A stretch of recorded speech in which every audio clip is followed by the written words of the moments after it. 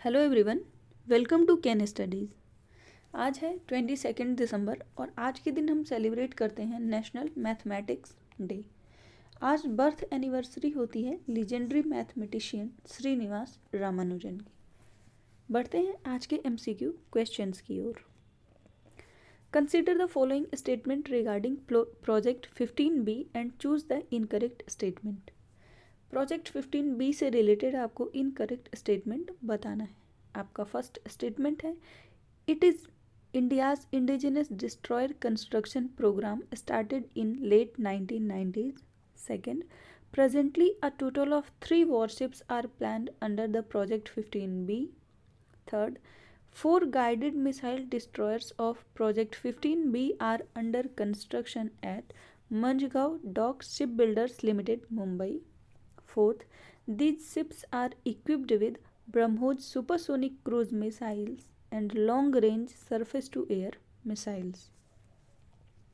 आपसे incorrect statement पूछा गया और आपका इनकरेक्ट स्टेटमेंट हो जाएगा ऑप्शन बी, क्योंकि इसके अंतर्गत 3 नहीं 4 वॉरशिप्स डेवलप की जा रही हैं, जिसमें एक तो आपका विशाखापट्टनम है, दूसरा मोरमुग हुआ, तीसरा इम्फाल और फोर्थ है सूरत, जो कि अभी 2022 में लॉन्च हुआ है। बाकी आपके तीनों ही स्टेटमेंट सही हैं। बढ़ते हैं आज के नेक्स्ट क्वेश्चन की ओर। Consider the following statement about global methane initiative and choose the correct statement. Global methane initiative से संबंधित आपको सही स्टेटमेंट बताना है। आपके स्टेटमेंट्स हैं, it was launched in 2004 to reduce methane emissions. Second, India is founding member of this initiative. Third, the initiative currently focuses on 5 sectors which are known sources of anthropogenic methane emissions. इसमें आपका correct statement पूछा गया और आपका option हो जाएगा option D. आपके तीनों ही स्टेटमेंट सही हैं। इसके अलावा जो 5 सेक्टर जिन पे फोकस किया जा रहा है उनमें आएगा agriculture, coal mining, municipal solid waste, municipal waste water और ऑयल एंड गैस सिस्टम्स। जो एंथ्रोपोजेनिक सोर्सेज हैं रिस्पॉन्सिबल हैं फॉर ग्लोबल मेथेन इमिशन, उनका पार्टिसिपेशन देखा जाए तो ग्लोबली 60% का है और ग्लोबल मेथेन इनिशिएटिव के फाउंडिंग मेंबर्स 14 रहे हैं, पर वर्तमान की बात करें तो अभी इसमें 41 मेंबर्स और यूरोपीय यूनियन शामिल हैं। रिसेंटली इंडिया ने को चेयर किया है विद कनाडा, जो ग्लोबल मेथेन इनिशिएटिव की लीडरशिप में हुई है। इसके साथ ही अभी हम चर्चा कर रहे हैं ग्लोबल मेथेन इनिशिएटिव के बारे में, जिसका भारत फाउंडिंग मेंबर है। इसी के साथ ही ग्लोबल मेथेन प्लेज भी अभी काफ़ी चर्चा में रहा है, जिसको लॉन्च किया गया है COP26 में 2021 में।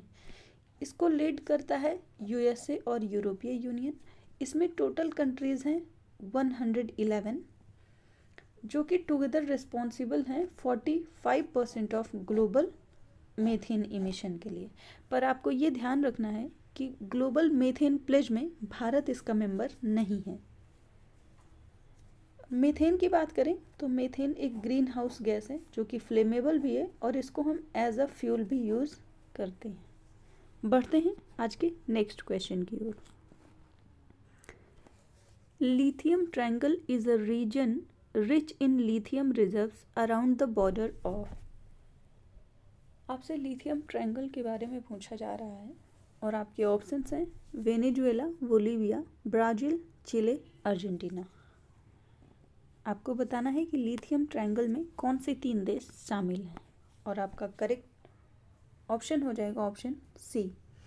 इसमें बोलीविया, चिले और अर्जेंटीना शामिल है।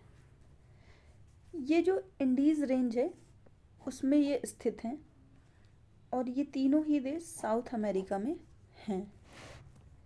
अगर हम अर्जेंटीना की बात करें तो अर्जेंटीना की कैपिटल है ब्यूनस आयर्स, बोलीविया की कैपिटल है ला पाज और चिले की कैपिटल है सेंटियागो, जो कि तीनों ही मिलकर लिथियम ट्रायंगल बनाते हैं। बढ़ते हैं आज की नेक्स्ट क्वेश्चन की ओर। Consider the following statement about Pulitzer prize and choose the incorrect statement. Pulitzer prize से संबंधित आपको इनकरेक्ट स्टेटमेंट बताना है। आपका फर्स्ट स्टेटमेंट है, the Pulitzer prize administration awards prizes across 22 categories in journalism. Second, it was established in 1917 by provisions in the will of Joseph Pulitzer. Third, it is administered by Reporters Without Borders. Fourth, it is an annual award for achievement in newspapers, magazines, online journalism, literature and musical composition. आपसे incorrect statement पूछा गया है और आपकी incorrect statement हो जाएगी option C, क्योंकि इसको एडमिनिस्टर रिपोर्टर्स विदाउट बॉर्डर नहीं करता बल्कि कोलंबिया यूनिवर्सिटी करती है जो कि अमेरिका में स्थित है।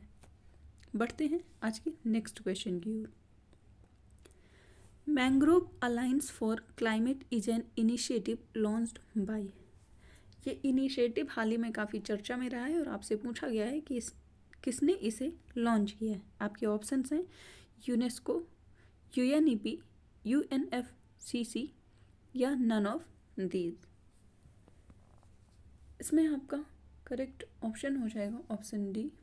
जो mangrove alliance for climate initiative है, ये इनिशिएटिव है UAE और इंडोनेशिया का, जिसको लॉन्च किया गया है COP27 में, जो कि हुआ है इजिप्ट के शर्म अल शेख सिटी में। ये इनिशिएटिव तो UAE और इंडोनेशिया का है, पर बाद में इस इनिशिएटिव को ज्वाइन किया है इंडिया, श्रीलंका, ऑस्ट्रेलिया, जापान और स्पेन ने। ये एक इंटर गवर्नमेंटल अलायंस है विद नो बाइंडिंग टारगेट्स और इनका एम है to educate and spread awareness on the role of mangroves in curbing global warming. बढ़ते हैं आज के नेक्स्ट क्वेश्चन की ओर। What is Vikram S that was in the news recently? आपसे पूछा गया है कि विक्रम एस क्या है।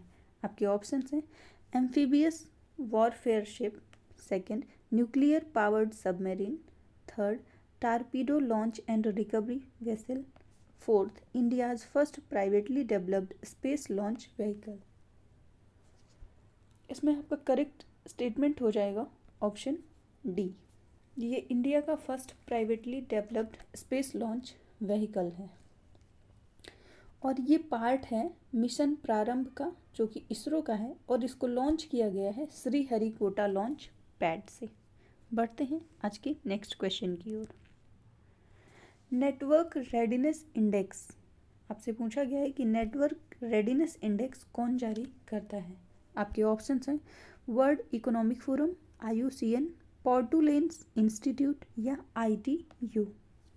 और इसमें आपका करेक्ट ऑप्शन हो जाएगा ऑप्शन सी, पोर्टुलेंस इंस्टीट्यूट इसको जारी करती है, जो कि वॉशिंगटन DC का एक नॉन प्रॉफिट एजुकेशनल इंस्टीट्यूट है और ये इंडिकेट करता है कि how countries are doing in their digital world.